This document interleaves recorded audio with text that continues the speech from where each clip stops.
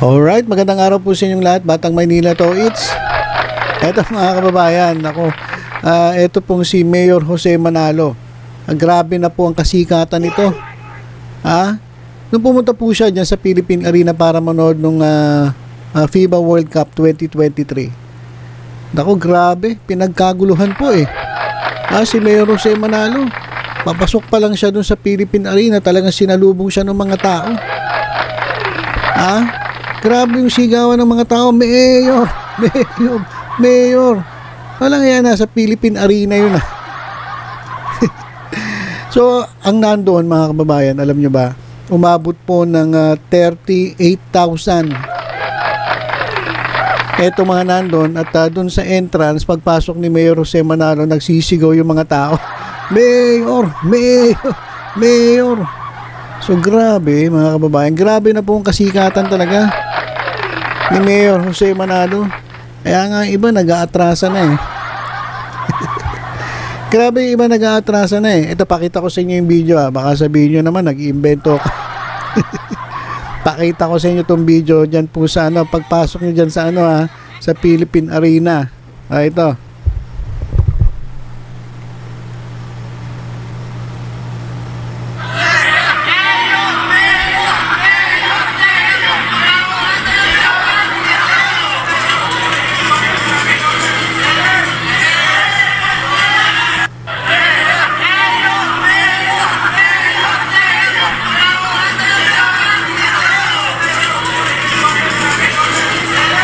So yan.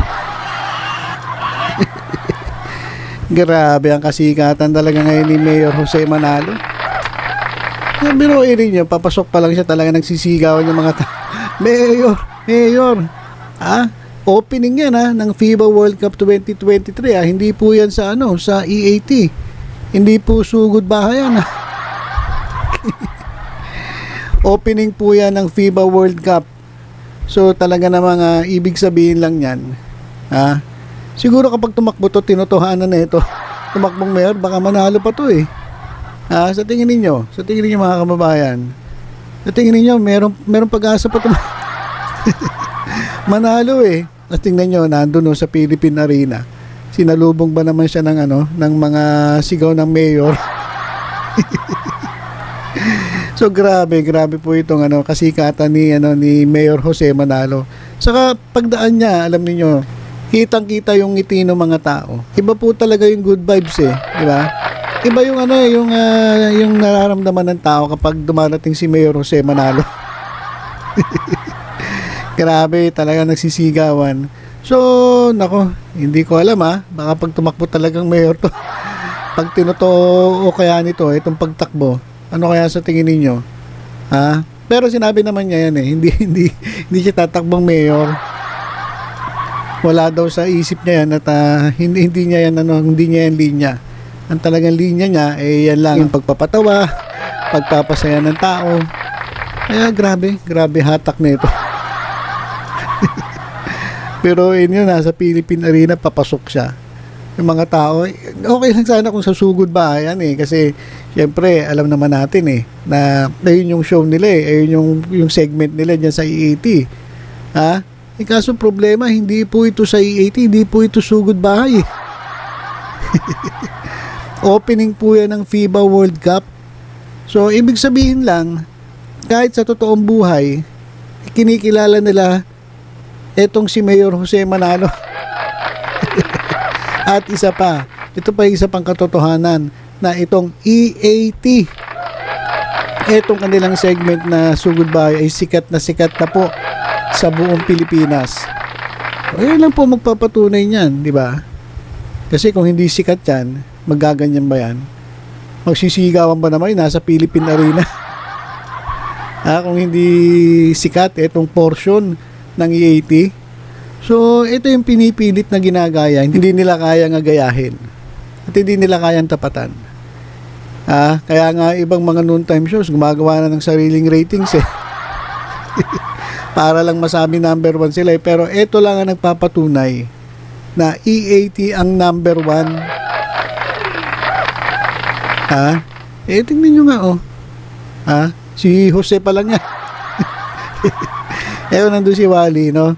Siguro sabihin ni Wally, sikat na si Mayor. Sikat na si Mayor.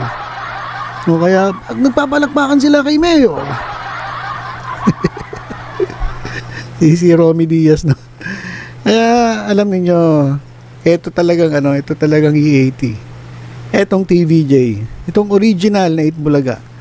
Kapag gumawa sila ng segment sa kanilang programa, grabe po yung pagtanggap ng mga manonood. Grabe po yung kanilang kasiyahan dun sa segment. At maging dun sa yung nai-immerse sila eh. Tama ba yung salita ko?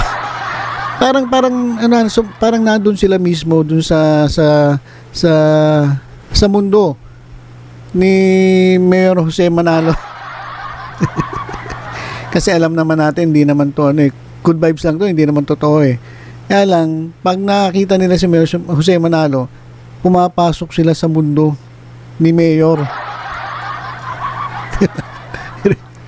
Pero yun yung mga tao pagpasok ni Jose Manalo, yan nagpapapicture, sigawan ng sigawan, mayor ng mayor. So, grabe, kakaiba. Sikat na itong si Mayor Jose Manalo. Kaya yung iba, mga nandyan lang sa Gedli. Wala na, atrasa na. At bumabanat na rin ang mga pasimpleng tira. Lalong-lalo na itong si Prinsipe Sedi, itong dugyot na prinsipe. Bumanat na, ano ba sabi niya? Mas maganda raw maging better kaysa maging bitter. Tama naman yun eh. Kaya nga mas better, ibalik nyo lang talaga yung title niya sa nagmay-ari para naman yung inyong ratings ay maging better din. At kahit anong gawin ninyo, kahit sabihin nyo pa na nagiging better ang inyong segment dyan sa yung inyong G sa Gedli, hindi nyo kayang tapatan itong Sugod Bahay. Kung better sa inyo itong Sugod Bahay, best ito. Kaya pagbutihin nyo pa kasi wala pa sa katiting. Kasi subukan mo kaya si Buboy, kaya kung pumunta rito, may sisigaw kaya ng mga tao na Sedi meron kaya?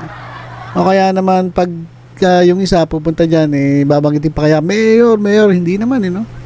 Baka nga pag pumunta sila dyan, isigaw TBJ o diba?